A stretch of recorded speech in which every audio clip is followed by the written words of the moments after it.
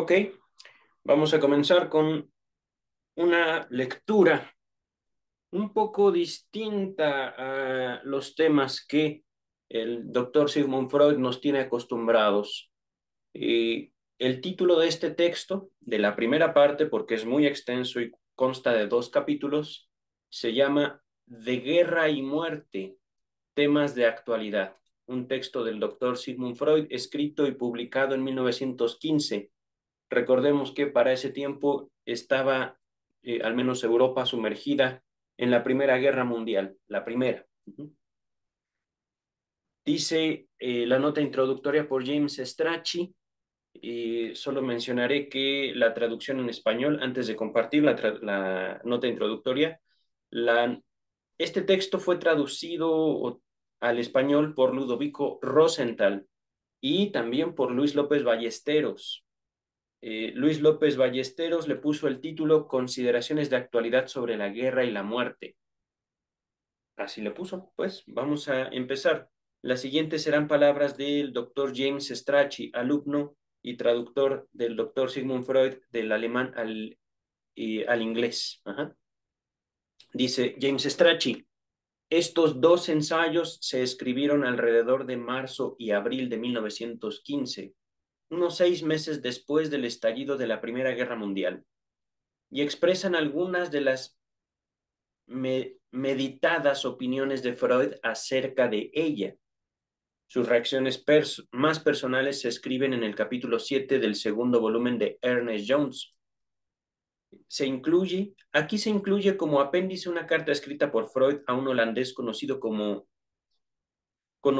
un holandés conocido suyo, el doctor Frederik van Eder, no, perdón, Eden, con doble E al principio, no sé cómo se pronuncia, la estoy pronunciando como en español se haría. Publicada esta carta poco antes del presente trabajo. Hacia el final del mismo año, 1915, Freud escribió otro ensayo sobre un tema análogo, la transitoriedad. Este texto ya lo veremos, está un poquito más adelante. Muchos años más tarde volvió sobre el tema en su carta abierta a Albert Einstein. ¿Por qué la guerra? Así se llama la carta y ustedes la pueden buscar en Google. Carta de Freud a Einstein, ¿por qué la guerra? De 1933. Continúa el texto, la nota introductoria. El segundo de los ensayos que siguen sobre la muerte fue al parecer leído por primera vez en una reunión del Bnai B'rith. No sé cómo se pronuncia esas palabras, me parece que son hebreas. El club judío de Viena al que Freud perteneció durante gran parte de su vida. Miren, en abril de 1915. Y antes de continuar, les estoy hablando de un judío que no practicaba su religión. Eso no le impidió al doctor Freud asociarse con otros judíos en grupos que no tenían como objetivo el estudio de la Torá o las escrituras hebreas. La Torá es una de tantas escrituras hebreas, realmente no conozco todas. Continúa el texto.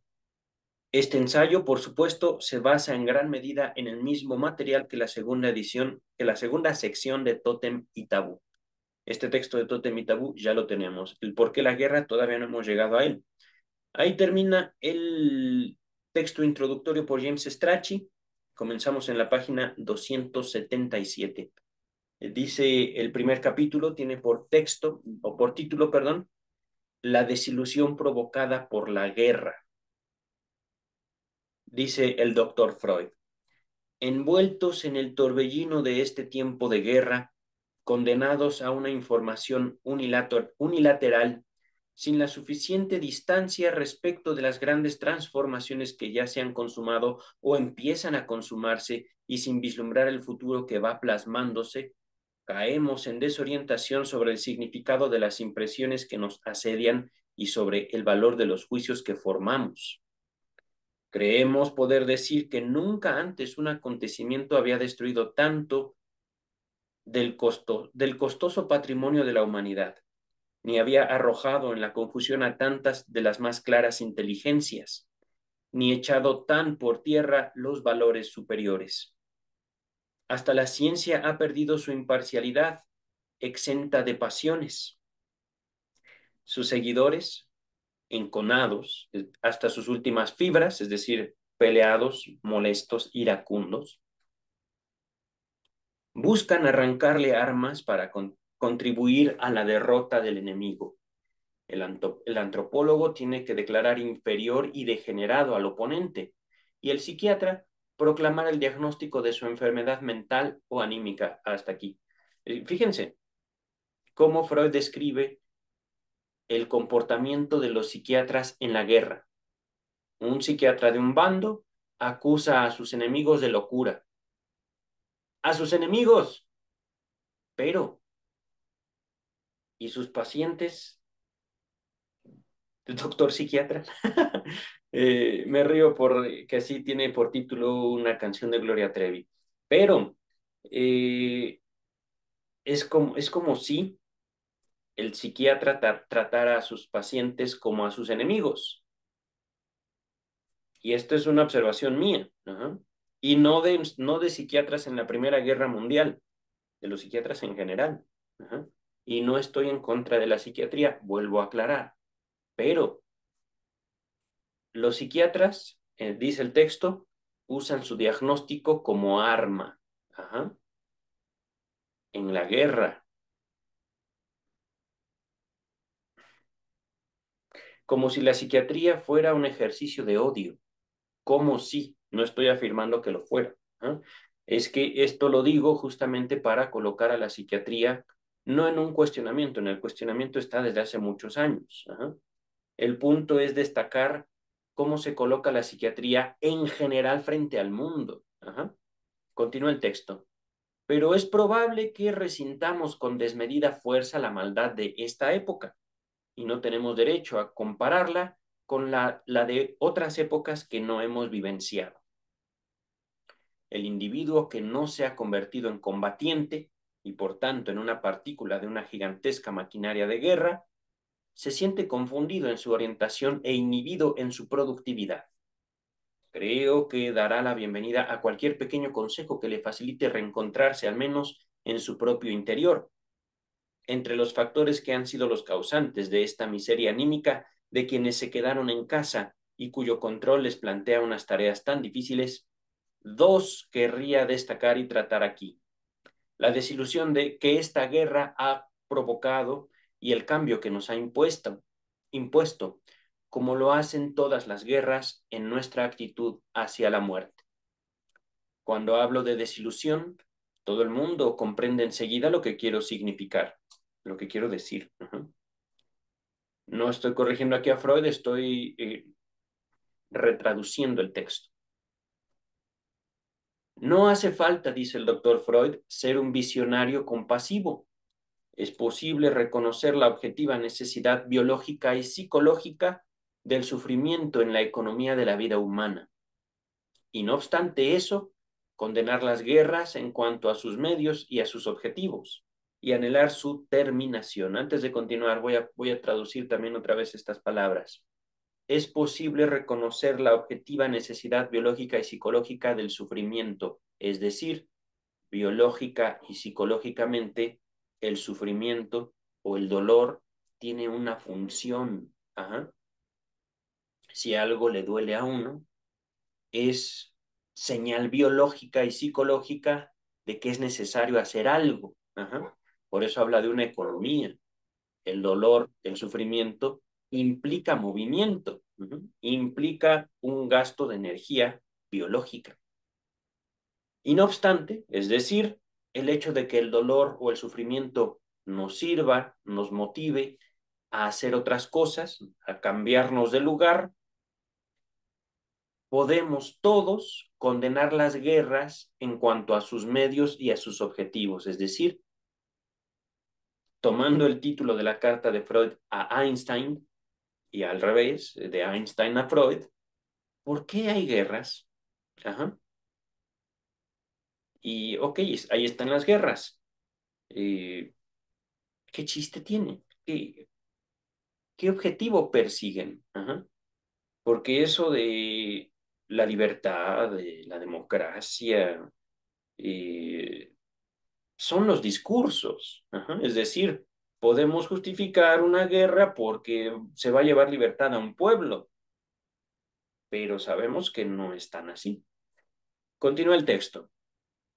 Por cierto, se ha dicho que las guerras no podrán cesar mientras los pueblos vivan en condiciones de existencia tan diversas, mientras difiera tanto el valor que cada uno de ellos atribuye a la vida del individuo y mientras los odios que los dividen sigan siendo unas fuerzas con tanto imperio en lo anímico, es decir, en las emociones. Y antes de continuar, les recuerdo que para 1915 no existía la ONU, Organización de las Naciones Unidas. La Organización de las Naciones Unidas, que tiene como objeto, entre otras cosas, tratar de unificar el valor de la vida humana, aparece a partir de la Segunda Guerra Mundial, un poco después de la muerte del doctor Freud, antes o después de la muerte de Freud. No, porque Freud muere un poco antes de haberse declarado la Segunda Guerra Mundial. Bueno, vamos a continuar. Entonces, definitivamente la ONU empieza después de la muerte del doctor Sigmund Freud. Continúa el texto. También se esperaba que la humanidad seguiría recurriendo durante largo tiempo a guerras entre los pueblos primitivos y los civilizados, entre las razas separadas por el color de la piel, y que aún en Europa las habría entre las naciones poco desarrolladas o caídas en el salvajismo o en contra de ellas. Fíjense. Es decir, tú eres muy poco civilizado y tu civilización es más bien un insulto contra mis valores, pues peleemos, ¡pum! Guerra. Pero estamos hablando de un conflicto entre pueblos, un conflicto que no se da entre dos personas. Vamos a continuar con el texto.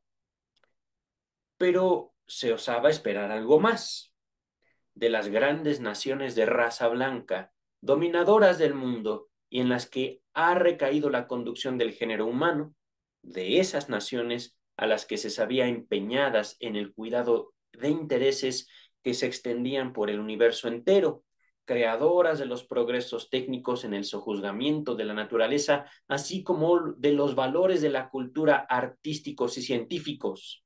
De esos pueblos se había esperado que sabrían ingeniárselas para zanjar por otras vías las desinteligencias, las diferencias y los conflictos de intereses. Dentro de cada una de esas naciones se habían establecido elevadas normas éticas para el individuo, quien debía acomodarse a ellas si quería participar en la comunidad de cultura. Estos preceptos, a menudo extremados, es decir, muy elevados, le exigían mucho, le imponían una extensa restricción de sí mismo, una vasta renuncia a su satisfacción pulsional. Sobre todo, le estaba vedado o prohibido valerse de la extraordinaria ventaja que en la lucha competitiva procura el uso de la mentira y el fraude. El Estado civilizado, ahí hay un asterisco, pero voy a continuar hasta el próximo punto para compartir el asterisco. El Estado civilizado tenía estas normas éticas por base de su subsistencia. Adoptaba serias medidas si alguien osaba infringirlas y aún declaraba ilícito que el entendimiento crítico las sometiera a examen. Hasta aquí. El Estado civilizado asterisco. El uso nos obliga a veces a decir en castellano civilizado, donde lo literal sería culto, es decir, en el texto alemán original, la palabra era estado culto, no oculto, como sospechan los teóricos de las conspiraciones, sino culto, de cultura, el estado que tiene cultura. Ajá. Aquí es donde me detengo, porque ¿qué estado no tiene cultura? Damas y caballeros, yo pregunto. Es que es muy sencillo condenar la cultura y la civilización del otro, cuando el otro puede hacer exactamente lo mismo con nosotros. Ajá. Voy a repetirlo. Es que en serio, no se ha avanzado absolutamente nada en la ética. Nada.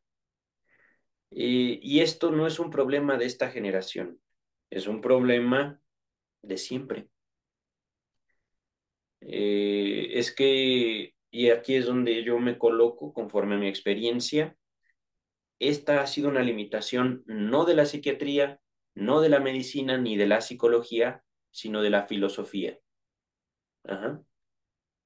Y en esto debo decirlo, eh, hay una responsabilidad enorme de Auguste Comte o Comte por su intento hasta cierto punto exitoso, hasta cierto punto, porque también fue un fracaso rotundo de cancelar la religión, combatirla como una forma de pensamiento arcaica e inútil. Esto no es juicio mío, es juicio de Auguste Comte, un filósofo.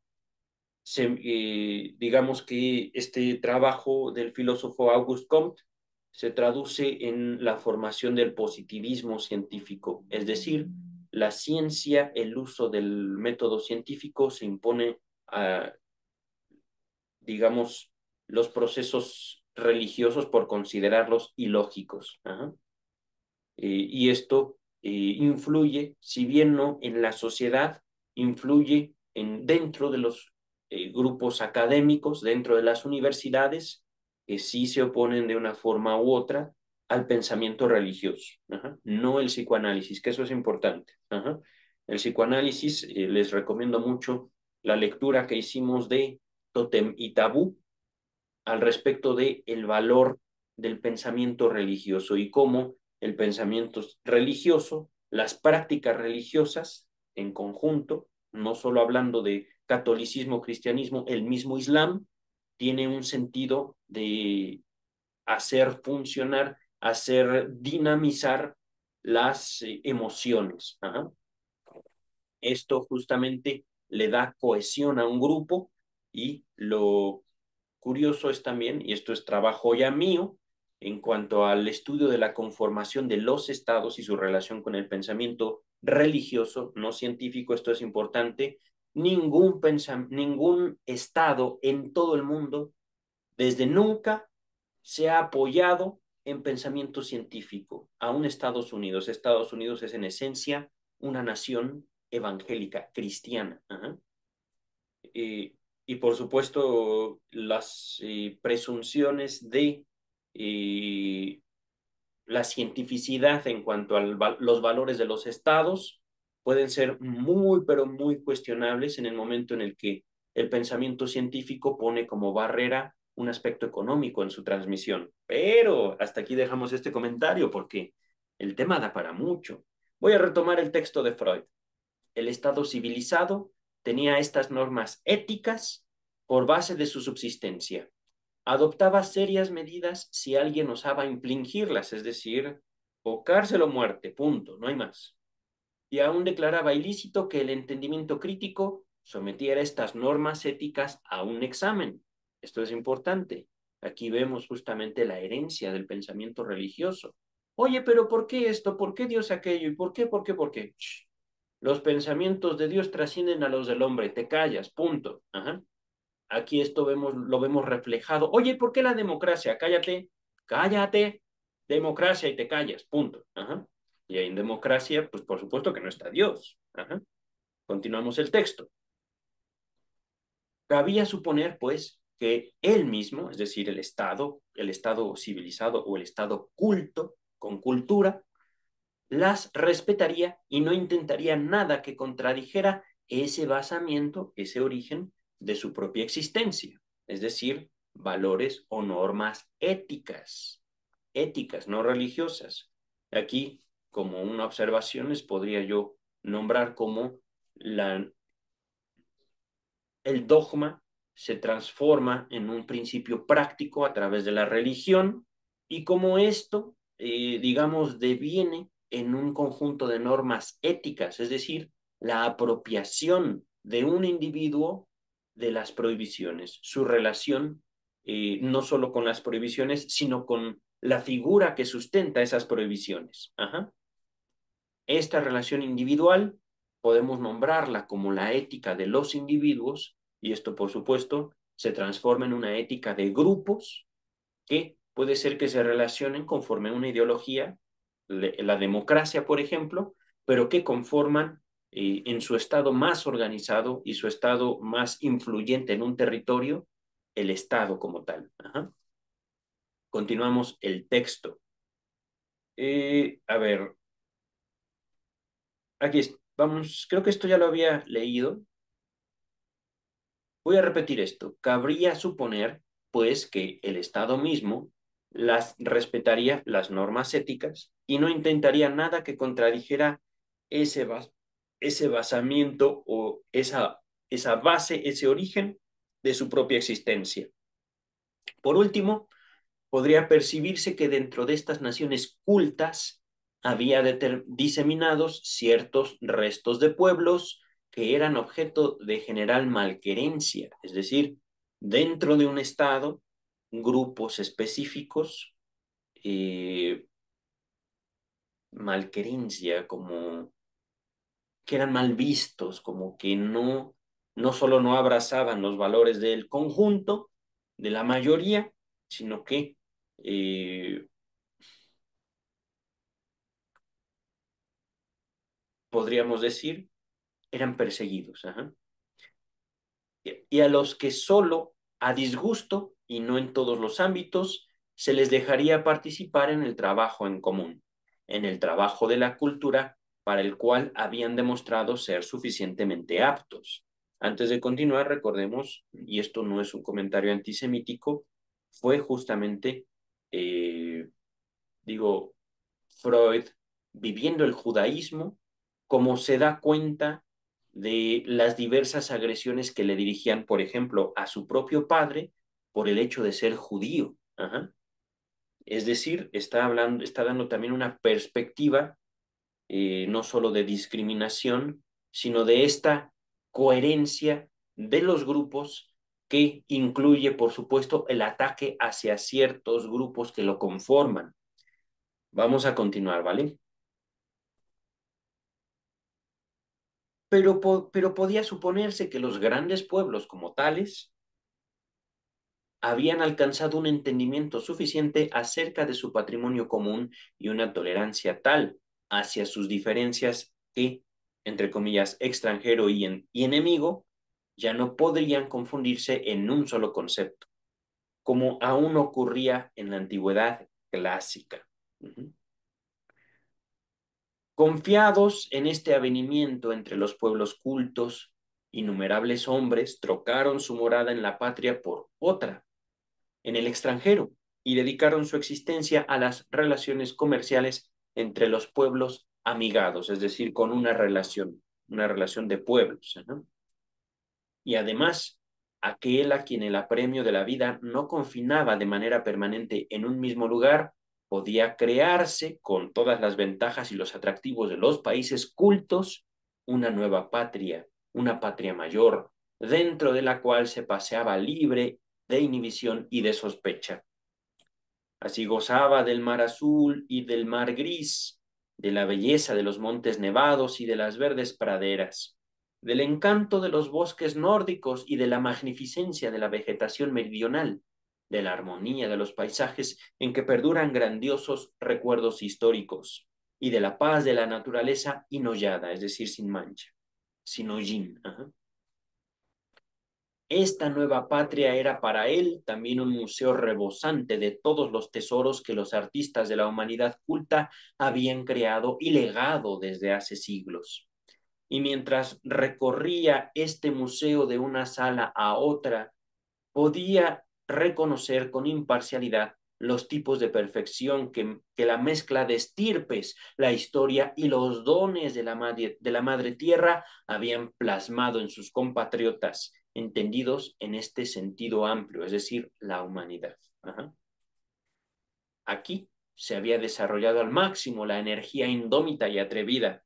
Allí el gracioso arte de embellecer la vida y en otras partes el sentido del orden y de la ley u otras de las cualidades que han hecho al hombre, a la humanidad, el amo de la tierra. Uh-huh. Estoy aquí sustituyendo la palabra hombre, teniendo en cuenta justamente el tiempo en el que yo vivo, en el cual se acusa al psicoanálisis de ser un discurso patriarcal. Ajá. Es una palabra, punto. Ujú. No pasa nada si en lugar de hombre pongo humanidad, pero el doctor Freud, bueno, no sé qué palabra puso, pero fue traducida del alemán al inglés y luego, no me acuerdo quién la tradujo al español como hombre. No hay nada malo en ello. Ajá. No que yo sea el dueño de la tierra, claro que no. De hecho, no soy dueño de donde vivo, yo rento. Ok, regresemos al texto. No olvidemos tampoco que cada uno de los ciudadanos del mundo culto se había creado un Parnaso particular y una escuela de Atenas. Nota número uno. Esto sí no lo entendí. De Parnaso y escuela de Atenas, aquí la cultura de Freud rebasa la mía. Dice la nota pide página número uno. Es una nota de James Strachey de los dos de los famosos frescos de Rafael en las cámaras papales del Vaticano. Uno de ellos representa a un grupo de grandes poetas del mundo y el otro a un grupo similar de sabios. En la interpretación de los sueños, volumen 4, página 320, Freud recorre a los mismos cuadros para trazar una analogía con una de las técnicas empleadas en el trabajo onírico. No me aclaro esta nota que es un Parnaso y una escuela de Atenas. Permítame un segundo, para eso tenemos a San Gogle. San Gogle, dime que es un Parnaso.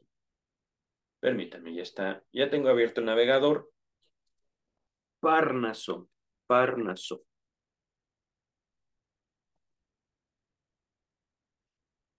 Wikipedia nos dice, en la mitología griega, Parnaso fue hijo de Poseidón y de la ninfa Cleodora, héroe épico de la cadena, no, héroe epónimo de la cadena montañosa que se extiende entre los territorios de los dorios y los focenses. Mm, a ver, no, espérenme. Mm,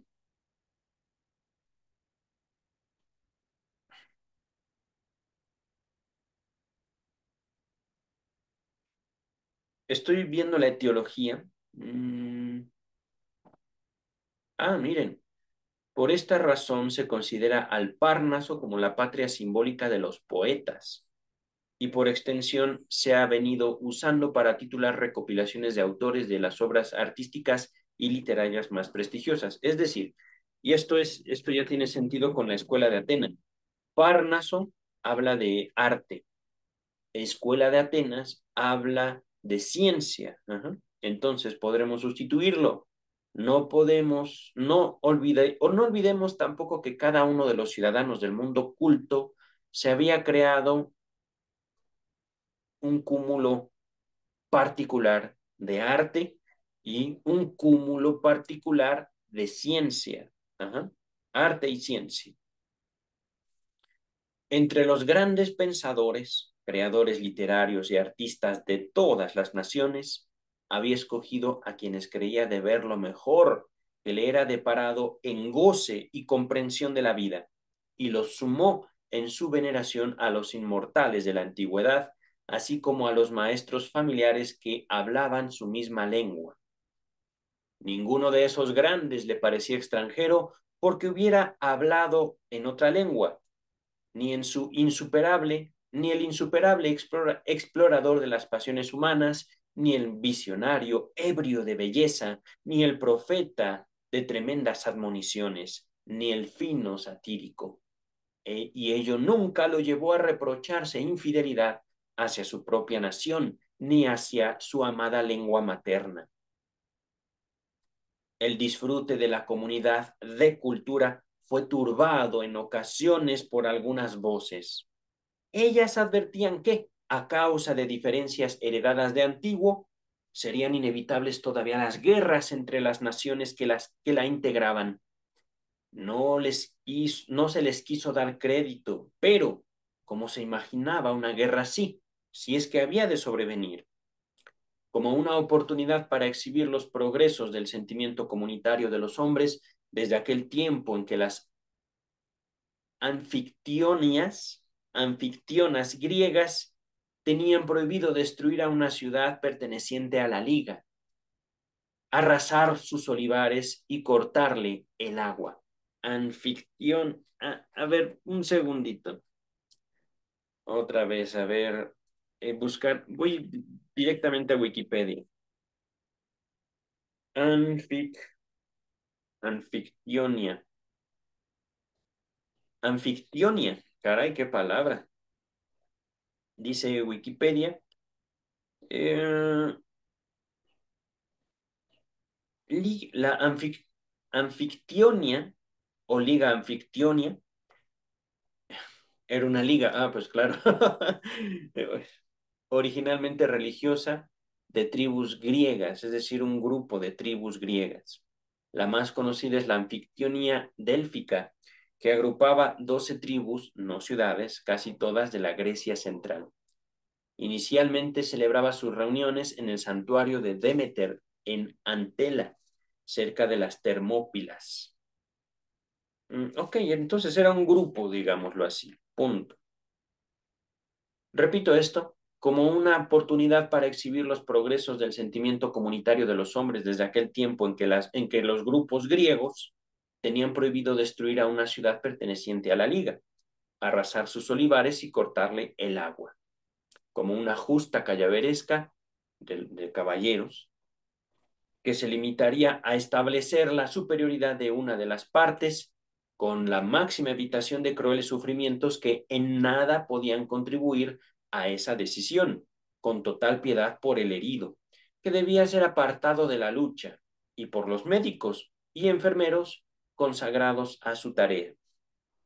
Y además, desde luego, con toda clase de miramientos por la parte de la población no combatiente, por las mujeres que permanecen alejadas de las acciones bélicas y por los niños, que, cuando crezcan, se brindarán supuestamente amistad y ayuda por encima de los bandos.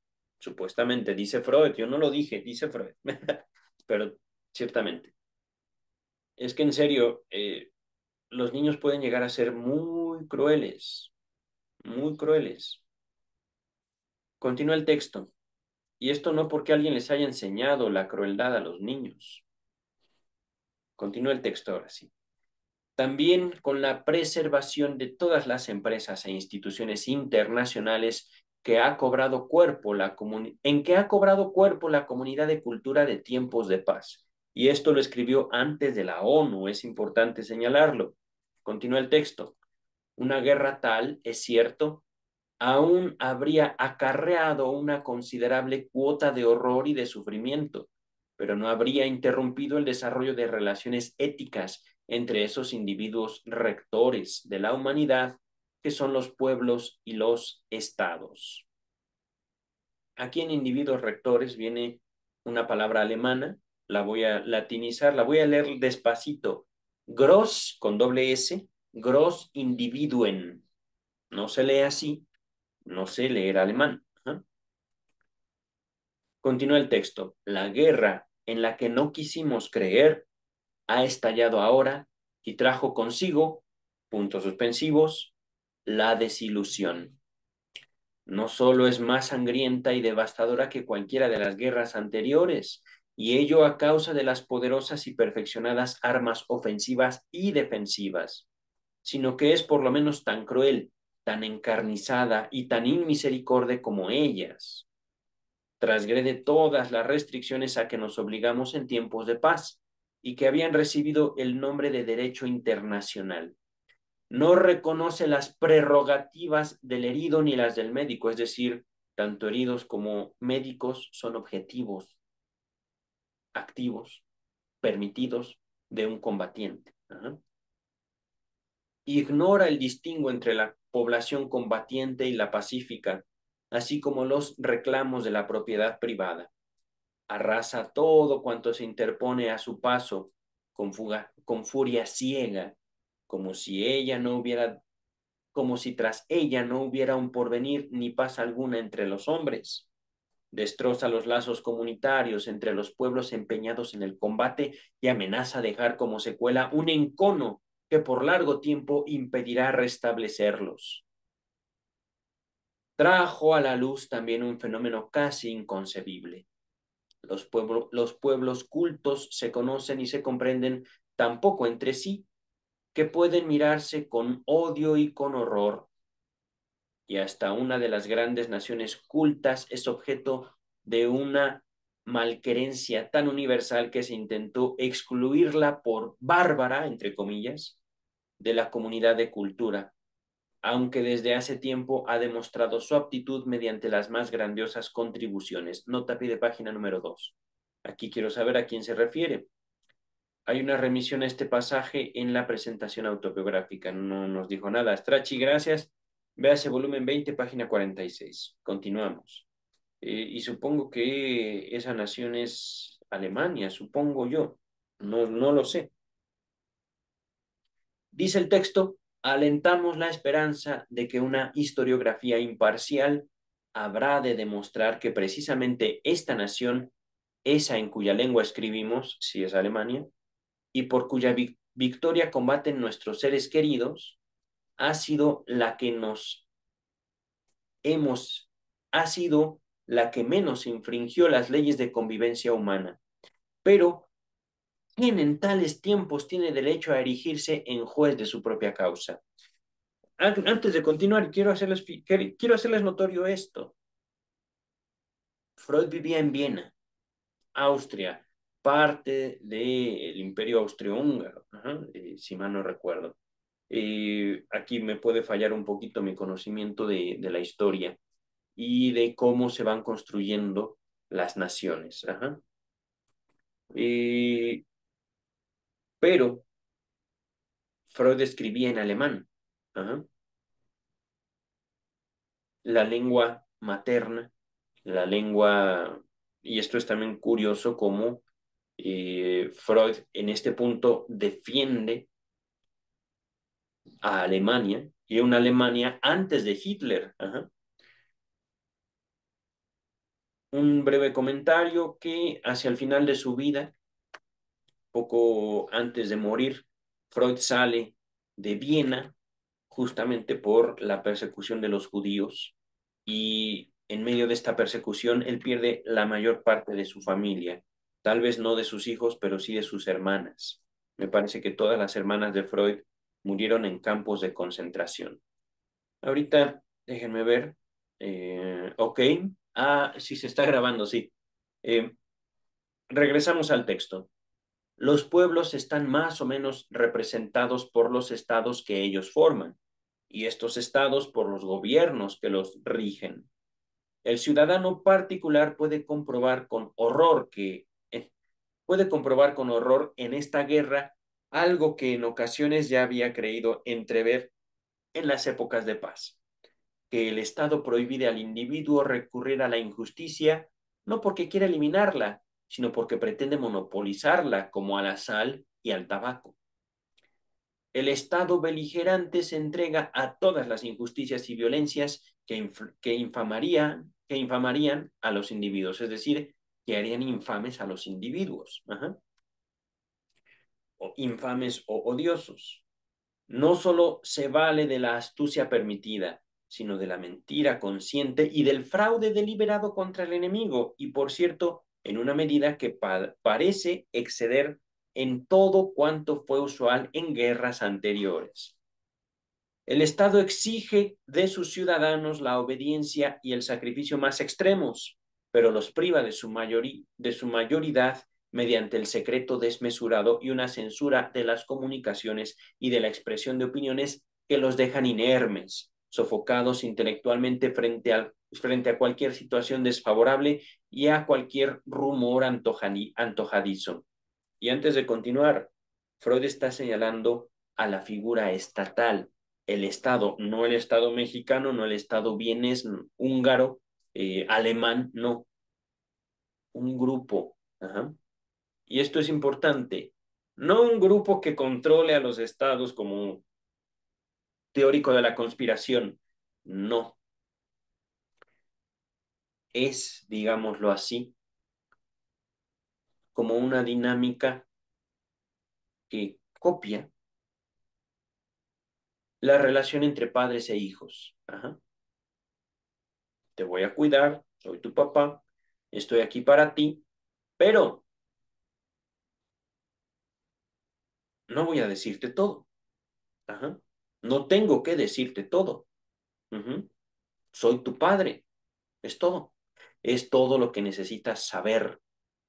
¿Me explico? Soy tu padre, soy tu madre. Y uno, por supuesto, puede notar cómo, y esto se ve muy seguido, justamente en la transmisión de valores. Oye, papá, tú me prohíbes mentir, pero yo sé que tú mientes, por ponerles un ejemplo. Y aquí no hay estado oculto. Padre, madre. Ajá. Continuemos con el texto.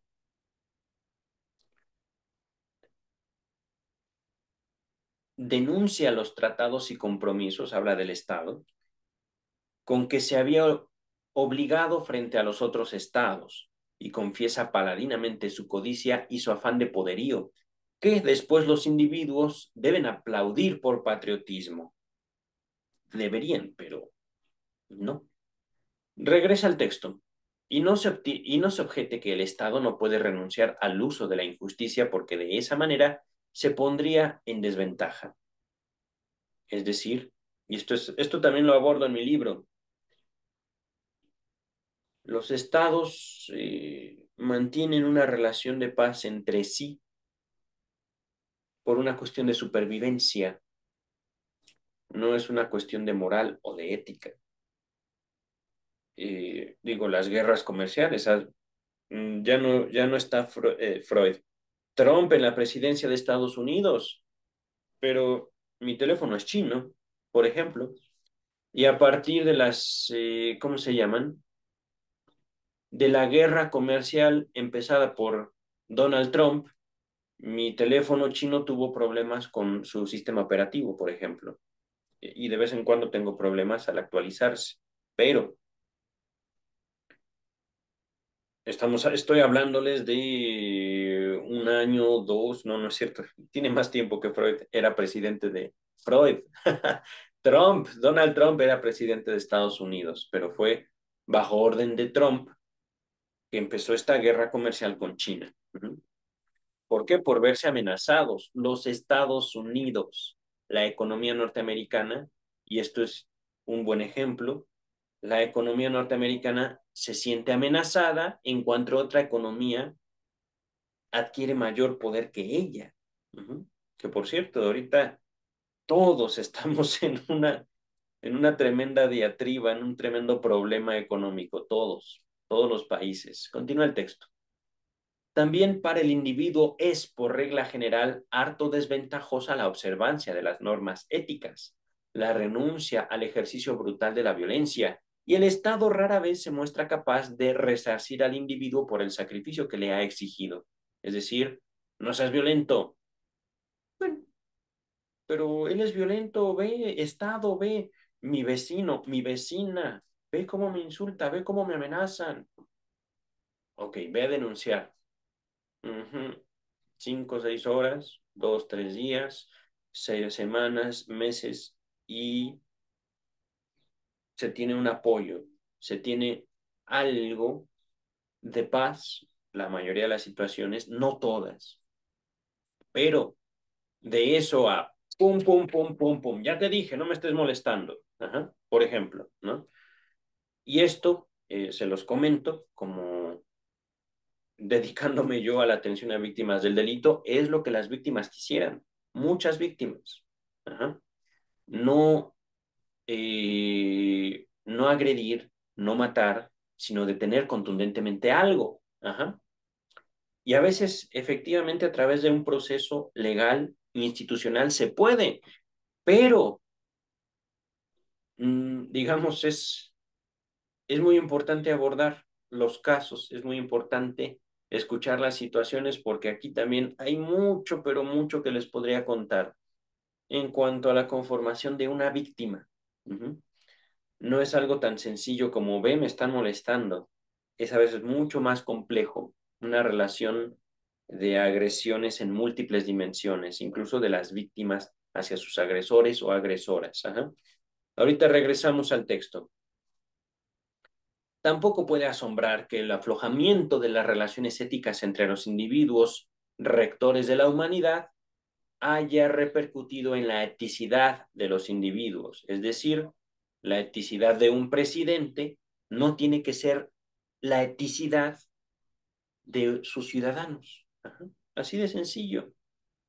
Dice el texto, pues nuestra conciencia moral no es ese juez insobornable que dicen los maestros de ética. En su origen no es otra cosa que, entre comillas, angustia social, la moral. Y aquí, por supuesto, debo señalar cómo no aparece la religión en esta ecuación, doctor Freud. No aparece, dice nota número 3, al respecto de angustia social. Freud había dado ya una concepción menos simplificada de la naturaleza de la conciencia moral en su artículo sobre el narcisismo. Introducción del narcisismo, véase página 92. No lo vamos a ver ahorita, vamos a continuar.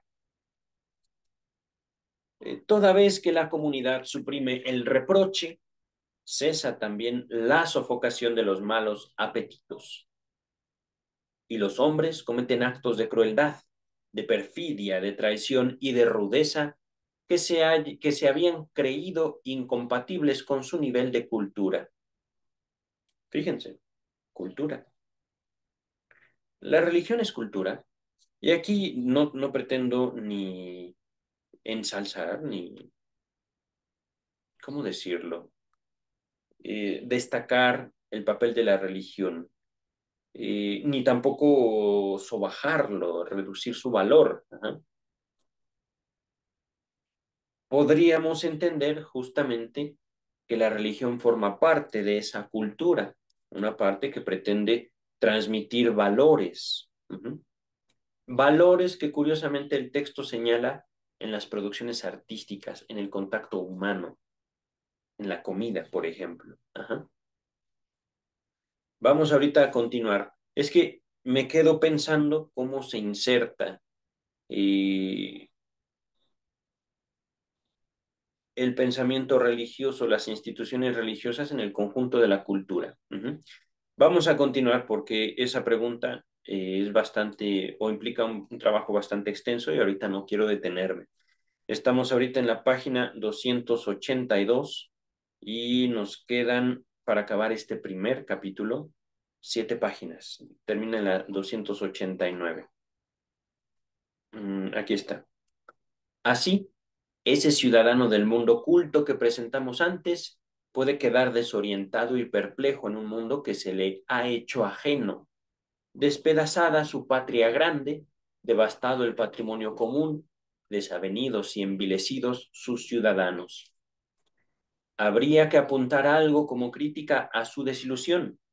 En sentido estricto, no está justificada, pues consiste en la destrucción de una ilusión. Las ilusiones se nos recomiendan porque ahorran sentimientos de displacer y en lugar de estos nos permiten gozar de satisfacciones. Entonces, tenemos que aceptar sin queja que alguna vez choquen con un fragmento de la realidad y se hagan pedazos, las ilusiones. Y por este párrafo, todo el texto vale la pena. Todo el texto. Este párrafo es genial. Es maravilloso esto. Es decir, queridos, queridas, vivimos en una ilusión y eventualmente esa ilusión se destruye. Eso es la vida. Rehacer la ilusión. Y fíjense, en este párrafo, en esto que les acabo de compartir, no es vivir estúpidamente, no es vivir sanamente, vivir constructivamente como plantea la psiquiatría moderna, es relanzar el deseo de vivir. Continúa el texto. Dos cosas en esta guerra han provocado nuestra desilusión. La ínfima eticidad, es decir, la casi nula ética demostrada hacia el exterior por los estados que hacia el interior se habían presentado como los guardianes de las normas éticas y la brutalidad en que la conducta y la brutalidad en la conducta de individuos a quienes, por su condición de partícipes en la más elevada cultura humana, no se los había creído capaces de algo semejante. Aquí una pregunta les hago. ¿Ir a la universidad cancela la violencia? Pues no. ¿Ir a la universidad nos hace amar? Pues no. Incluso hay seres muy, muy viles con doctorados. Ajá. Hay seres sumamente despreciables en la universidad, en la academia más elevada. Y no estoy aquí pensando en alguien en particular. Es decir, un título no te hace mejor persona, ni una maestría, ni un doctorado. Ajá. De hecho, esos títulos podrían encubrir conductas criminales. Y eso es lógico. Continuamos con el texto. Empecemos por el segundo punto y procuremos sintetizar en una sola frase la opinión que queremos criticar. ¿Cómo es imaginado en verdad el proceso por el cual un individuo humano alcanza un nivel superior de eticidad, es decir, una ética superior? ¿Cómo? La primera respuesta diría, sin duda, lo que sigue está entre comillas, es una frase larga. Él es bueno y noble desde su nacimiento, desde el comienzo mismo. Es decir, nació bueno, era bueno. Ajá. A esta no hemos de considerarla más aquí. Es decir, ay, por favor, que te crea quien te quiera creer. Ajá. Una segunda respuesta conjeturará que ha de estar en juego un proceso de desarrollo y sin duda supondrá que este consiste en lo siguiente: las malas inclinaciones del hombre le son desarraigadas y bajo la influencia de la educación y el medio cultural son sustituidas por inclinaciones a hacer el bien. Siendo ese el caso, puede uno en verdad maravillarse de que en los así educados la maldad pueda volver a aflorar con tanta violencia. Mm, mm. Me quedé pensando me recordó una parte de mi propio libro este texto. Y yo pienso que eh,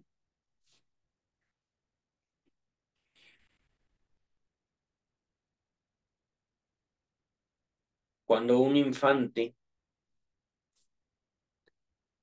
que por supuesto pueden superar las limitaciones impuestas por medio incluso de castigos físicos, cuando un infante puede encontrar eh, en el mundo, que implica también el contacto con sus padres, eh, un evento que rebase por mucho sus expectativas de castigo.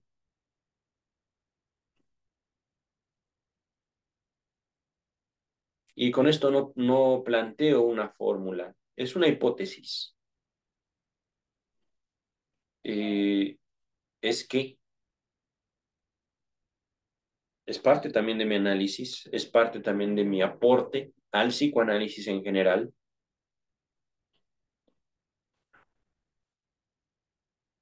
cómo el castigo sobrevenido, que incluso puede ser sin tocar el cuerpo del niño, sin tocarlo, le provoque un malestar tan profundo e inesperado por algo que él o ella, siendo niños, sabía que era posible. Es decir, los niños siendo castigados adquieren un nivel, digamos, de poder en contra de quien los castiga. Ajá. Y soy aquí muy claro en mi descripción. Los niños castigados adquieren un poder sobre quien los castiga. Ajá. Hay un desarrollo en mi propio libro al respecto. Pero al momento de, a ver, pégame, pégame, papá, hice esto, no te voy a tocar, pero en este momento ya no tienes PlayStation, ya no hay más. ¿Cómo? Un niño, ajá, un joven, y no lo está tocando, pero en ese momento, ¡pum!, nos esperaba algo así, que trasciende por completo el cálculo que había hecho el menor. Ajá. Y no es un acto ciertamente violento, pero que se incluye, por supuesto, en la dinámica, se incluye, por supuesto, en la forma de transmitirles a los jóvenes un contacto con la realidad, que eso es justamente la función de un castigo. Ajá. Justamente no podemos decir que los estados deban de prescindir del castigo. Los estados, todos los estados, necesitan de la figura de la justicia, del castigo. Todos. Ajá. Mm, esto que les comento me viene por esto. Hablando de cómo se desarrolla la eticidad, cómo se desarrolla el valor o los valores éticos, no morales. No se trata de bueno y malo, aunque tiene que ver, esto lo repito, son instituidas por inclinaciones, son sustituidas por inclinaciones a hacer el bien. Y es aquí donde también podemos debatirnos, ustedes y yo, sobre lo que es el bien, lo bueno. ¿Eh? Por supuesto, ahondo de esto en mi libro, en el cual expongo que esto de el bien depende mucho de las familias en las cuales crecemos. Ajá. Por eso podemos hablar de familias de abogados, de familias de médicos y de familias de matones, de familias de secuestradores, etcétera. Ajá. La familia es el principio de una transmisión de valores conforme a la sociedad, conforme al mundo y la vida. Y por supuesto valores que, querramos o no, entran en conflicto los unos con los otros. Aquí me ahondo un poquito más en cuanto a que, por ejemplo, una familia de secuestradores va a pensar que la familia de médicos son una bola de idiotas, por ejemplo. ¿Por qué? Porque no roban. ¿Por qué? Porque no secuestran. Y se la pasan estudiando, estudiando, estudiando, cuando en realidad podrían tener muchísimo dinero secuestrando, por ejemplo, ¿no? Y mientras que la familia de médicos, por supuesto, condenan desde su moral, desde su concepción de bueno y malo, a la familia que no forma parte de su aproximación a la vida. Ajá.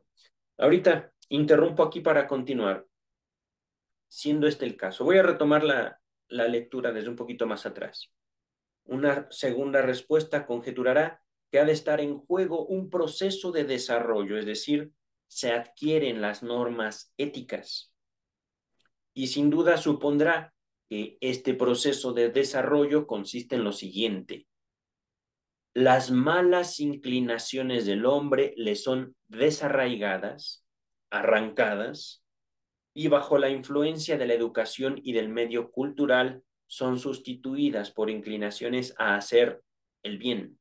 Es decir, tú llegaste con una inclinación al mal, digámoslo, al egoísmo, al, a la crueldad, ajá. Pero si bien esta primer familia no te quitó eso, podemos como conjunto transmitirte lo bueno. He ahí también lo cuestionable de esta propuesta de Freud. Ajá. Que, bueno, no es tanto una propuesta, es más bien una descripción, porque ciertamente así operan los estados, como una gran familia, como un empeño más elevado de cuidar a los individuos. Y dentro de estos cuidados se incluye, por supuesto, una transmisión del valor de la vida humana. Ajá. Continúa el texto. Siendo ese el caso, puede uno en verdad maravillarse de que en los así educados la maldad pueda volver a aflorar con tanta violencia. Es decir, ok, tú venías de una familia de asesinos. Desde pequeñito te enseñaron así, así, así, así. Eso no, por favor. ¿Por qué? Porque si alguien te descubre haciendo eso, te van a matar y feo. No lo hagas. Ok, no lo hago. Pero hay guerra. Entonces, eso adquiere otro valor. Ajá. Y esto, cuando digo hay guerra, no me refiero a Rusia, Estados Unidos, Ucrania, no. No, no, no. Hay estados excepcionales en las historias de los grupos que permiten a unos individuos, entre comillas, mal adaptados, adquirir un valor para el conjunto, para el Estado. Ajá. Y entonces el niño asesino deviene en un buen soldado, solo que tiene que ser obediente. Ajá. Y por supuesto puede llegar y taca, taca, taca. Por ejemplo, ajá. Continúa el texto. Pero esta respuesta contiene justamente el enunciado que queremos refutar. En realidad, no hay desarraigo, entre comillas, alguno de la maldad. Es decir, aquí está tu maldad. Si tú lo dices, pero yo la sigo sintiendo aquí. A ver, a ver, a ver. No, no se quita la maldad con educación. Y esto es también una crítica a la postura feminista. No es una educación, ni lo que la sociedad ni los hombres necesitan. Es amor. Y el amor no se transmite educando. El amor no se transmite tampoco en instituciones religiosas a pesar de que toman el amor, hablo al menos del catolicismo y del cristianismo, como parte central de su formación institucional y dogmática. Continuamos con el texto, ¿vale? No me voy a detener mucho en eso. Es que miren, hablando del amor, el amor se contrapone, el amor se opone a una identidad. Y no solo la Iglesia Católica, no solo las iglesias protestantes, evangélicas, cristianas, luchan fuertemente por tener una identidad. Ajá. Digo, la misma noción católico y evangélico ha implicado años de luchas violentas entre ambos grupos que sostienen entre sus valores principales el amor. Uh-huh. Pero el amor es, digámoslo, un valor que pone en entredicho, un valor ético, un principio ético, que pone en cuestionamiento la integridad propia. Un ejemplo muy sencillo, yo amo a mi perro. Si yo pierdo el trabajo, lo primero que voy a hacer es comprarle a él toda la comida que pueda. Y mi comida, ya veré, por ejemplo, hablando de mí en relación a mi perro. Pero ¿qué tal un hombre que ama a una mujer? Que ama una mujer que ama a un hombre. Un padre que ama a sus hijos, una madre que ama a sus hijos. Por principio, el amor excluye. Si yo amo a mis hijos y el vecino le grita a mis hijos, no voy a tener al vecino como alguien bueno. Si yo amo a mi patria y alguien en internet se dedica a insultar a mi patria, se desata mi odio hacia aquel. ¿Me explico? El amor es un principio complicado, es un principio excluyente, pero es el fenómeno básico que conforma a la humanidad. Curiosamente, un antagonismo entre identidad y amor, entre la supervivencia y la formación de lazos sociales. Podría afirmar de manera literal, categórica, como aquel que ama pone en entredicho su estabilidad, pone en cuestionamiento su futuro, pero aquellos que no aman terminan siendo absorbidos por su propia estabilidad, se pierden,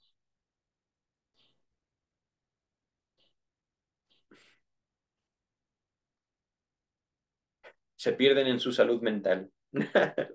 Es que miren, sin duda, es un principio paradójico.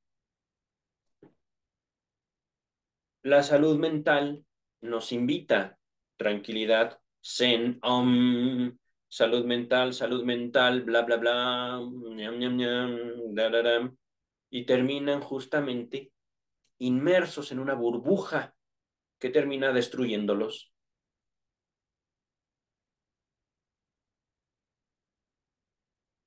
Esa burbuja no contempla lo que sí podemos, y vamos a observar tarde o temprano en este texto, cómo la pugna entre individuos forma parte de una dinámica interna, la necesidad del odio. El odio como una manifestación para proteger lo amado, principio excluyente. Ajá.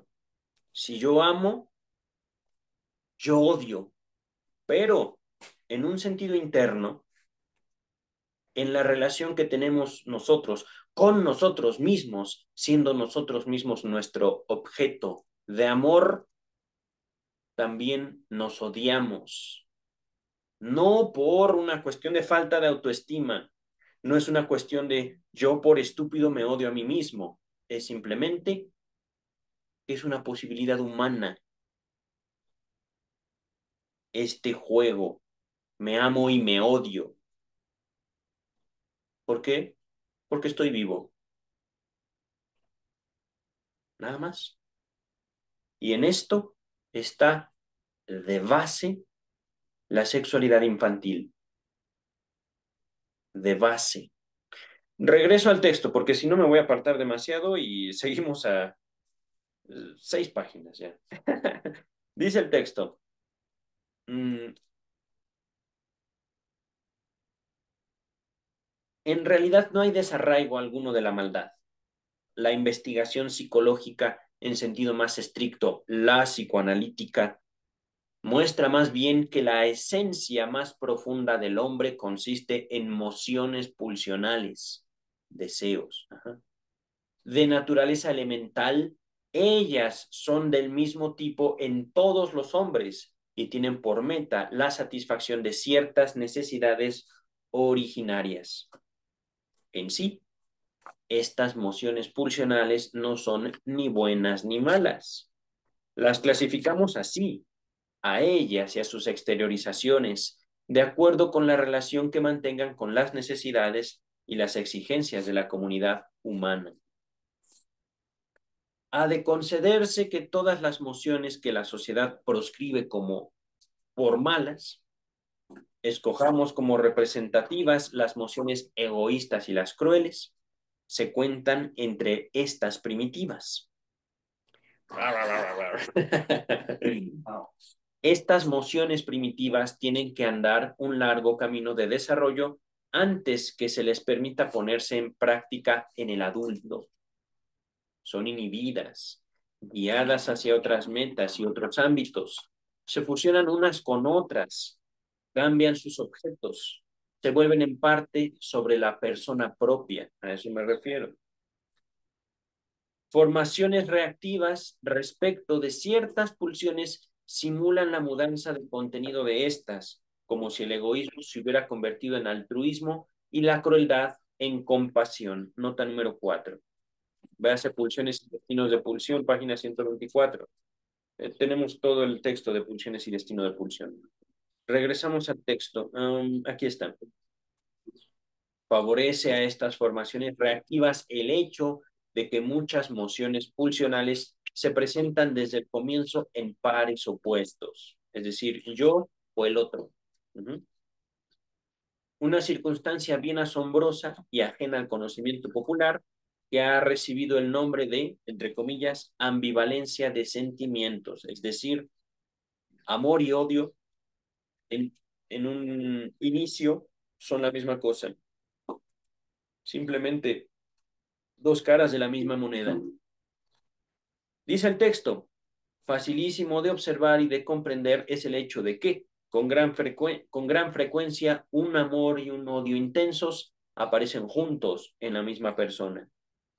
El psicoanálisis agrega que no raras veces las dos mociones de sentimientos contrapuestos toman también por objeto a una misma persona. Solo después de superados tales destinos de pulsión, entre comillas, se perfila lo que se llama el carácter de un hombre o de una persona, ¿no? Que, según es notorio, únicamente de manera harto defectuosa puede clasificarse como bueno o malo. El hombre rara vez es íntegramente bueno o malo, casi siempre es bueno, entre comillas, en esta relación y malo en aquella otra, o bueno bajo ciertas condiciones exteriores y bajo otras decididamente malo, entre comillas. Interesante es la experiencia de que la preexistencia de fuertes emociones malas en la infancia, malas entre comillas, devienen a menudo la condición directa para que se produzca un vuelco muy nítido del adulto hacia el bien. Aquellos que fueron en su infancia los más grasos egoístas pueden convertirse en los ciudadanos más proclives a ayudar a los demás y a sacrificarse a sí mismos. La mayoría de los sentimentales, de los filántropos, de los protectores de animales, han sido pequeños, es decir, niños sádicos y torturadores de animales. La reforma de las pulsiones malas, entre comillas, es obra de dos factores, uno interno y el otro externo, que operan en el mismo sentido. El factor interno consiste en la influencia ejercida sobre las pulsiones malas, digamos, egoístas, por el erotismo, la necesidad humana de amar en el sentido más lato, de amar, dice el texto, por la injerencia de los componentes se destaca eróticos, las pulsiones egoístas se transmudan en pulsiones, se destaca sociales. Se aprende a apreciar el ser amado como una ventaja a cambio de la cual se puede renunciar a otras. El factor externo es la compulsión ejercida por la educación, portadora de las exigencias del medio cultural, y prosigue después con la intervención directa de éste. La cultura se adquiere por renuncia a la satisfacción pulsional, y cada recién venido, y a cada recién venido, es decir, a cada individuo nuevo, le exige esa misma renuncia. A lo largo de la vida individual se produce una transposición continua de pulsión externa a compulsión interna. Repito, una transposición continua de compulsión externa, es decir, presión externa, a compulsión interna, una presión interna. Yo me pido. Ajá. Mediante unos aditamentos eróticos, las influencias culturales hacen que, en proporción cada vez mayor, las aspiraciones egoístas se muden en altruistas, sociales. En definitiva, es lícito suponer que todas las compulsiones internas que adquirieron vigencia en el desarrollo del hombre fueron en el origen, vale decir, en la historia de la humanidad, se destaca historia de la humanidad, solo compulsiones externas, es decir, presión de fuera. Los seres humanos que hoy nacen traen consigo, en calidad de organización heredada, cierto grado de inclinación o disposición a transmudar pulsiones egoístas en pulsiones sociales, y unos débiles enviones bastan para que ello se consume. Es decir, la educación solo funciona en ciertos casos, ahí donde curiosamente no se necesita.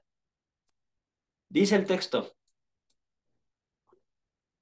otra parte de esa transmudación de pulsiones tiene que realizarse en la vida misma. De tal modo, el individuo no recibe solo la influencia de su medio cultural del presente, está sometido también a las influencias de la historia cultural de sus antepasados. Si llamamos, se destaca, aptitud para la cultura, a la capacidad de un ser humano para reformar sus pulsiones egoístas bajo la influencia del erotismo, es decir, adquiriendo placer de renunciar a las pulsiones egoístas, podemos enunciar que consta de dos partes, una innata y la otra adquirida en el curso de la vida, y que es muy variable la proporción de ambas entre sí, con respecto a la parte de la vida pulsional que permanece inmutable. Vamos a continuar. Es que me quedé pensando, oiga, doctor Freud, pero ¿no fue usted quien descartó eso de que alguien nace bueno? Pues sí, y al mismo tiempo nunca lo dejó. Fíjense, es que nacer y hacer, como si se pudiera saber, ándele, por antemano, y hasta cierto punto sí, esto que les comparto, los valores en las familias,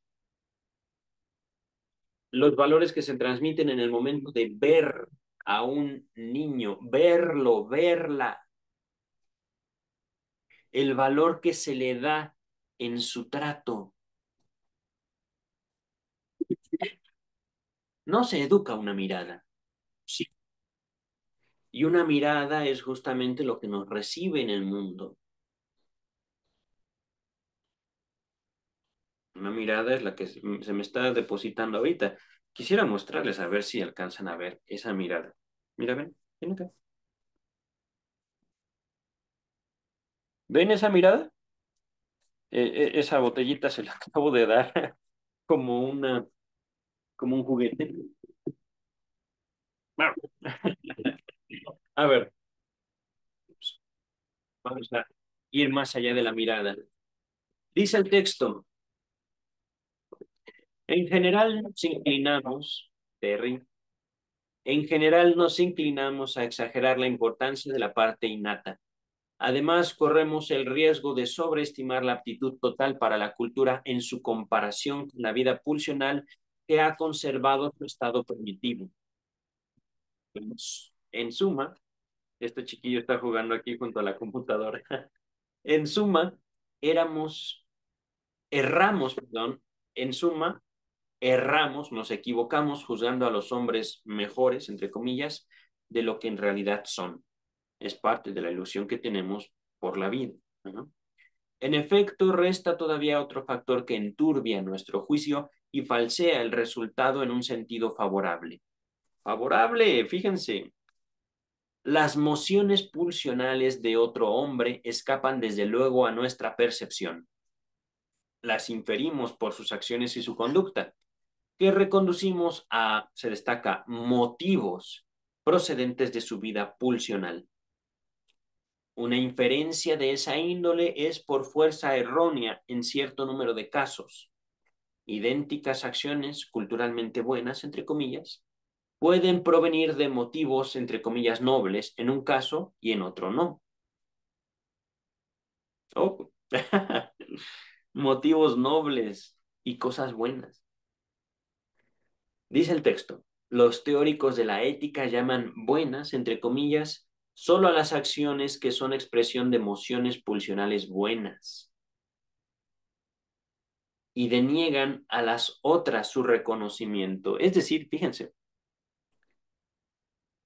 ¿puede alguien hacer el bien por motivos incorrectos? Y esto no se lo pregunta un terapeuta. quien por definición busca lo bueno.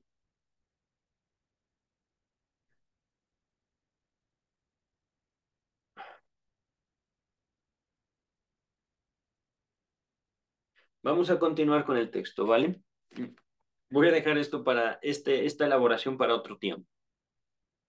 Los teóricos de la ética llaman buenas solo a las acciones que son expresión de emociones, de deseos, es decir, de deseos buenos, y deniegan a otras acciones éticas, acciones buenas, su reconocimiento cuando tienen como origen un deseo malo. Los teóricos de la ética, pero la sociedad, guiada por motivos prácticos, hace caso omiso a ese distingo. Se conforma con que un hombre oriente su conducta y sus acciones de acuerdo con los preceptos culturales y pregunta poco sus motivos.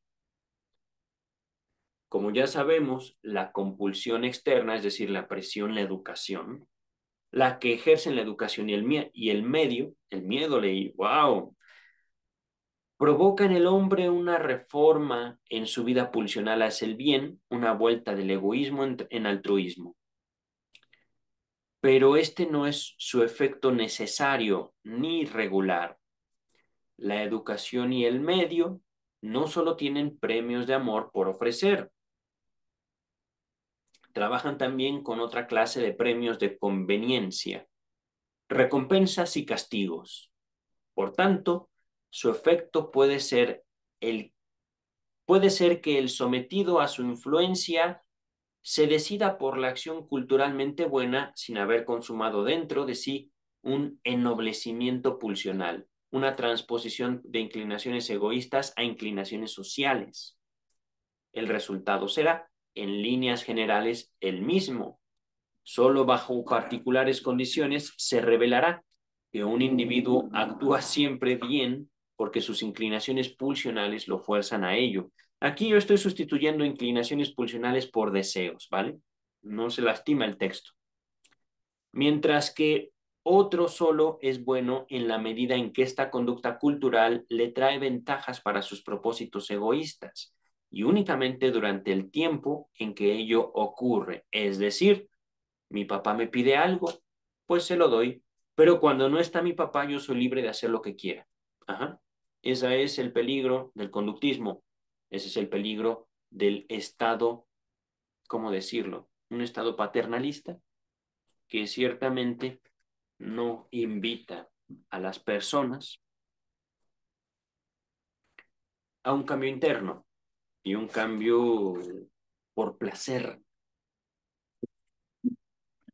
Por placer, es que sin duda, eh, dentro de la introducción a mi propio libro, yo menciono que hay personas que no necesariamente están dentro de religiones, sino más bien se encuentran en las academias, curioso, personas que se oponen fuertemente al placer, no así como a una vida de sin control, no, no, de hecho ellos los tienen, ellos las tienen, estas vidas, pero es más bien como gente enemiga del placer. Y repito, esto no en las religiones, más bien en las universidades. Pero bueno, no reconocen, por ejemplo, el placer de una buena lectura. Vamos a continuar, ¿vale? Eh, mm, aquí está. Pero un conocimiento superficial del individuo no nos proporciona medio alguno de discernir entre estos dos casos. Y sin duda nuestro optimismo nos llevará a sobreestimar en mucho el número de los hombres que se han transformado en el sentido de la cultura, es decir, por presión externa. La sociedad de cultura que promueve la acción buena y no hace caso de su fundamento pulsional, de sus deseos, ha conseguido así obediencia para la cultura en un gran número de hombres que en eso no obedecen a su naturaleza. Alentada por este éxito, se vio llevada a imprimir la máxima atención posible a los requerimientos éticos y forzó en sus miembros un distanciamiento todavía mayor respecto de su disposición pulsional. Es decir, no, no, no, no, no, mal pensamiento, Ya no se pegan y se dicen como los católicos, por mi culpa, por mi culpa, por mi gran culpa, sino es salud mental. Salud mental, salud mental, salud mental, no pienso eso, no, no, no, no, no, claro que no. Bueno, sí, sí lo pienso, pero soy malo, malo, malo, malo. Dice el texto, mm, alentada por este éxito, se vio llevada a imprimir la máxima atención posible a los requerimientos éticos, salud mental, y forzó en sus miembros un distanciamiento todavía mayor respecto de su disposición pulsional. Esta es sometida entonces a una continua sofocación, cuya tensión se da a conocer en los más extraordinarios fenómenos de reacción y de compensación. En el ámbito de la sexualidad, donde esa sofocación encuentra la máxima dificultad para realizarse, ello provoca los fenómenos reactivos de los diversos modos de contracción de neurosis. En lo demás, la presión de la cultura no hace madurar consecuencias patológicas, pero se exterioriza en las deformaciones del carácter y en la propensión de las pulsiones inhibidas a irrumpir hasta la satisfacción cuando se presenta la oportunidad adecuada. Quien se ve precisado a reaccionar constantemente en el sentido de preceptos que no son la expresión de sus inclinaciones pulsionales, vive, entendido esto como una, entendido esto en su aplicación psicológica, por encima de sus recursos y objetivamente merece el calificativo de hipócrita, sin que importe que haya alcanzado conciencia clara de ese déficit. Es indiscutible que nuestra cultura presente favorece en extraordinaria medida la conformación de ese tipo de hipocresía. Podría aventurarse esta aseveración. Está edificada sobre esa hipocresía y tendría que admitir profundas modificaciones en caso de que los hombres se propusieran vivir de acuerdo a la verdad psicológica o de acuerdo con la verdad psicológica, me equivoqué ahí. Existen, por tanto, muchísimos más hipócritas de la cultura que hombres realmente cultos. Y aún podría examinarse este punto de vista. Es posible que la aptitud para la cultura ya organizada en los hombres de hoy sea insuficiente para conservar esta, y por eso siga siendo indispensable cierto grado de hipocresía. Por eso el psicoanálisis no es una práctica moral. No se trata de, a ver, no, la hipocresía está mal. Está Freud rescatando el valor de la hipocresía en el sentido cultural, es decir, estas personas hacen caso a lo que dicen tanto las leyes como la educación como la cultura, etcétera, pero en cuanto no son observados, ¡pum! Y no adquieren el placer, si es un placer, de amar. No aman. Vamos a continuar. Por otra parte, la conservación de la cultura, aún sobre una base tan precaria, ofrece la perspectiva de propender en cada generación nueva, en cuanto portadora de una cultura mejor, a una reforma más vasta de las pulsiones. Las elucidaciones anteriores nos ofrecen por lo menos un consuelo.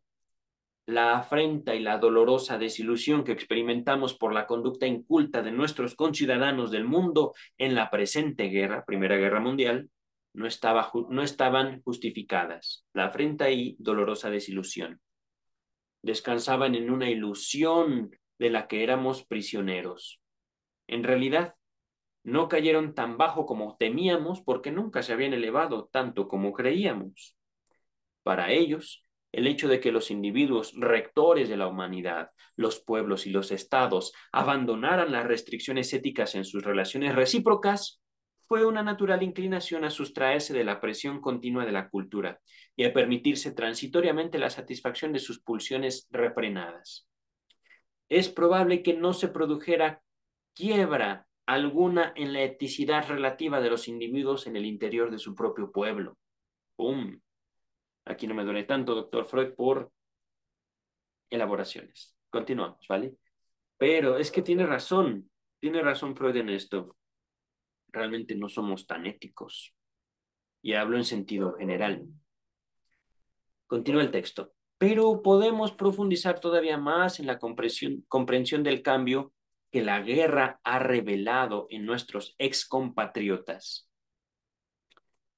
Y ello nos aleccionará para no hacerles injusticia. Los desarrollos del alma poseen una peculiaridad que no se encuentra en ningún otro proceso de desarrollo. Cuando una aldea crece hasta convertirse en ciudad o un niño se vuelve hombre, aldea y niño desaparecen en la ciudad o en el hombre. Solo el recuerdo puede refigurar los antiguos rasgos en la imagen nueva. En realidad, los materiales o las formaciones antiguas se dejaron de lado y se sustituyeron por otras nuevas. En un desarrollo anímico, las cosas ocurren diversamente. Aquí, la situación no es comparable con aquellas y no puede describirse sino aseverando que todo estadio estadio evolutivo anterior se conserva junto con los más tardíos, devenidos a partir de él. La sucesión envuelve a la vez una coexistencia, y ello a pesar de que los materiales en que transcurre toda la serie de transformaciones son los mismos. Por más que el estado anímico anterior no se haya exteriorizado durante años, tan cierto es que subsiste que un día puede convertirse de nuevo en la forma de manifestación de las fuerzas del alma, y aún en la única forma, como si todos los desarrollos más tardíos hubieran sido anulados, hubieran involucionado. Esta plasticidad extraordinaria de los desarrollos del alma no es irrestricta en cuanto a su dirección, es decir, no en un sentido regresivo, sino también progresivo.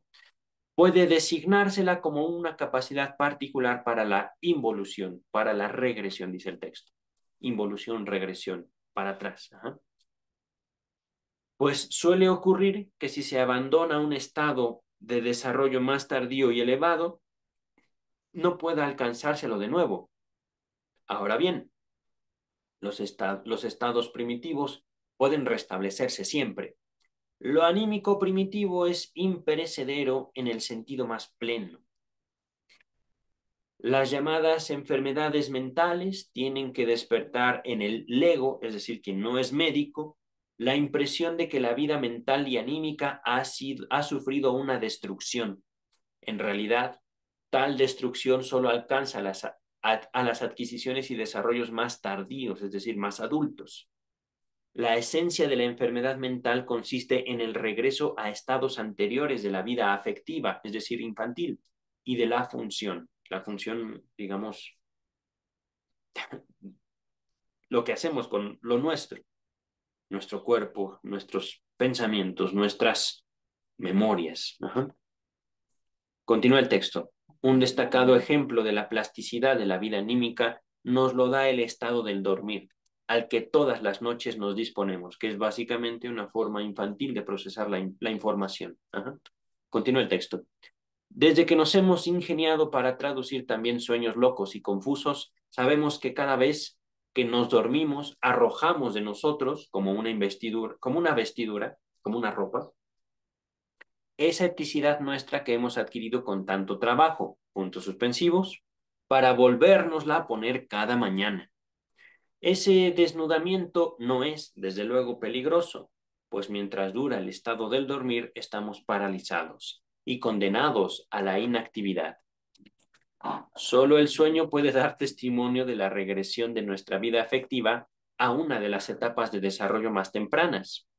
Digno de notarse es, por ejemplo, que todos nuestros sueños están gobernados por motivos puramente egoístas. Nota número 5. Más tarde, Freud formuló reservas a este punto de vista en un agregado hecho en 1925 a una nota al pie de la interpretación de los sueños. Volumen 4, página 279, donde también narra la anécdota que sigue. El amigo inglés, entre comillas, como ahí se aclara, era Ernest Jones. Regresamos al texto, esa era la nota 5. Aquí está. Uno de mis amigos ingleses, Ernest Jones, sostuvo esto en una reunión científica realizada en Estados Unidos. Una de las damas presentes le replicó con esta observación: muy bien podía ser válido para Austria, pero de sí misma y de sus amigos se juzgaba autorizada a asegurar que incluso en sueños tenían sentimientos altruistas. Ay, porque el narcisismo norteamericano. En serio, se notaba desde 1800, 1900 algo. Ah, no, no, no, no, no. Puede ser que los austriacos sueñen para sí mismos, pero yo, norteamericana, sueño para los demás, duermo para los demás. ¡Wow! Bien por ella. Dice el texto. Es irónico y sarcástico mi comentario. Por supuesto, en la misma declaración está puesto, está jugada una satisfacción narcisista. Eres un egoísta, yo no. Yo no. Ajá. Continúa el texto. Mi amigo, Ernest Jones, no obstante pertenecer también a la raza inglesa, debió contradecirla de la manera más enérgica, basado en sus propias experiencias de análisis de sueños. La noble norteamericana era en sueños tan egoísta como la austríaca. Oh, pero bueno, hablando de una relación entre un inglés y un americano, también no hace falta ahí mucha historia para saber que hay un narcisismo inglés también ramplante, tremendo. Ajá. Es decir, no es cierto, querido, querido Freud. Dice el texto, y siendo así, también la reforma pulsional en que descansa nuestra aptitud para la cultura puede ser desechada de manera permanente o temporaria por las influencias de la vida. Sin duda, los efectos de la guerra se encuentran entre los poderes capaces de producir semejante involución. Es que, doctor Freud, se lo digo como mexicano, bueno, la gente mata. Y no, yo no tengo ninguna amenaza, yo tampoco tengo pensado agredir a alguien, pero este es un principio de la convivencia en México. Todos, incluidos los niños, pueden ser peligrosos. Todos. Ajá. Y esto es algo, al menos que yo señalo como muy bello de mi cultura. Ujú. Continúa el texto. Sin duda, los efectos de la guerra se cuentan como los poderes capaces de producir semejante involución, es decir, regresión a estados primitivos de la organización psíquica. Por eso, no necesariamente hemos de negar nuestra aptitud para la cultura a todos los que en el presente se comportan de manera inculta, y nos es lícito esperar que su ennoblecimiento pulsional habrá de restablecerse en épocas más pacíficas.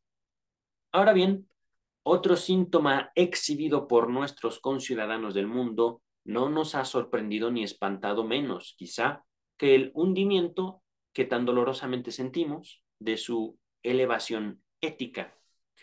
Aludo a la falta de penetración que se advierte en las mejores cabezas, a su tosudez, su necedad, su inaccesibilidad para los argumentos más evidentes y su credulidad acrítica hacia las aseveraciones más discutibles. Es decir, la gente más estudiada a veces es la más estúpida. Ajá. Lo digo con menos palabras, doctor Freud. Más necia. ¿Por qué? Porque son estudiados. Porque tienen maestría o doctorado. Bueno, bien por ellos, ¿no? También, digo, no sé si ustedes tengan maestría o doctorado, eso no me importa realmente, no los conozco a ustedes. Y estoy hablando de mis experiencias. Y por supuesto, también me he encontrado con gente elevadísima éticamente entre doctores. Amigos muy queridos, a pesar de las diferencias. Ajá. Amigos en los que sé reconocer que su maestría y doctorado es reflejo de un enorme espíritu. Continúa el texto. Dice, ¿a dónde me quedé? Ya. Aquí está. Esto nos ofrece un cuadro bien triste y quiero destacar expresamente que en modo alguno, como un secuaz enceguecido, veo todos los defectos intelectuales en uno solo de los bandos. No obstante, este fenómeno es todavía más fácil de explicar y menos dudoso que el considerado antes. conocedores del hombre y filósofos nos han enseñado desde hace mucho que caeremos en un error si concebimos nuestra inteligencia como un poder autónomo y descuidamos su dependencia a la vida afectiva. Nuestro intelecto nos ha dicho, nuestro intelecto nos han dicho, solo puede trabajar de manera confiable apartado de las influencias de poderosas emociones afectivas, es decir, inteligencia emocional. No, no, no, no, no, no, no, no, no, no, no, no, no, no, no. No puedo separar la aceptación de mis deseos de mi libertad intelectual, de mi capacidad intelectual. Si yo no hablo libremente de mis odios, yo mismo me limito y mi inteligencia no va a progresar. Yo. Continúa el texto. En caso contrario, se comporta el intelecto simplemente como un instrumento al servicio de la voluntad y ofrece el resultado que ésta quiera arrancarle. No es cierto, pero vamos a ver. Los argumentos lógicos son entonces impotentes frente a los intereses afectivos. Y por eso, el disputar con argumentos que, según el dicho de Falstaff, abundan como la zarzamora, es tan infructuoso en el mundo de los intereses. Nota número 6, contribución a la historia del movimiento psicoanalítico. No me acuerdo de eso, pero vamos a continuar. En otras palabras, el mundo no obedece una lógica. Tal vez la academia sí, pero la universidad no es toda la vida. Y hay conocimientos mucho más valiosos que la universidad no puede transmitir. Continúa el texto. La experiencia psicoanalítica no ha hecho sino realzar, si cabe, este acerto. Puede mostrar todos los días que los hombres más perspicaces caen repentinamente en una conducta sin acumen, como de idiotas, tan pronto como la intelección requerida tropieza en ellos con una resistencia afectiva, pero también recuperan toda su inteligencia cuando ésta es vencida. Por tanto, la ceguera para lo lógico, que es la ceguera para lo lógico que esta guerra, como por arte de magia, ha producido justamente en los mejores de nuestros conciudadanos, es un fenómeno secundario, una consecuencia de la excitación afectiva y está destinada, así podemos esperarlo, a desaparecer con ella. Si de esta manera volvemos a comprender a nuestros conciudadanos alienados de nosotros, con facilidad mucho mayor sobrellevaremos la desilusión que nos han deparado los individuos rectores de la humanidad, los pueblos, pues las exigencias que a ellos podemos plantearles son mucho más modestas. Quizá repitan el desarrollo de los individuos y todavía hoy estemos frente a etapas muy primitivas de la organización, de la formación de unidades superiores. No, doctor Freud, ahí lamento contradecirlo, pero no, no estaban mucho más separados que lo que nosotros estamos. No, no puedo presumir de una superioridad actual de la formación ética de la humanidad a partir de la formación de la ONU, por ejemplo. La Declaración de los Derechos Humanos realmente ha contribuido muy poco. ¿Por qué? Porque somos estados soberanos, tenemos identidades culturales y ciertamente eso es una imposibilidad para la conformación de un estado universal. Continuamos con el texto. En armonía con ello, el factor pedagógico de la compulsión externa a la eticidad que hallamos tan eficaz en el individuo, en aquellos es apenas rastreable. Habíamos esperado, es cierto, que la grandiosa comunidad de intereses establecida por el comercio y la producción constituiría el comienzo de una compulsión así. No obstante, parece que en esta época los pueblos obedecen más a sus pasiones que a sus intereses. También ahora. Se sirven a lo sumo de los intereses para, se destaca, racionalizar las pasiones. Es decir, se justifican las guerras. por miedo. Ah, no, no, no, no, es que China está creciendo demasiado. Ay, qué miedo. No, no, no, chinos, no me roben. No, no soy ahorita, yo hablo como se entendió la guerra china de Trump hacia Xiaomi. ¿Cómo se llama este? Xiaomi, hay otra compañía china, se me fue, Huawei. Repito, se sirven a lo sumo de los intereses para racionalizar las pasiones.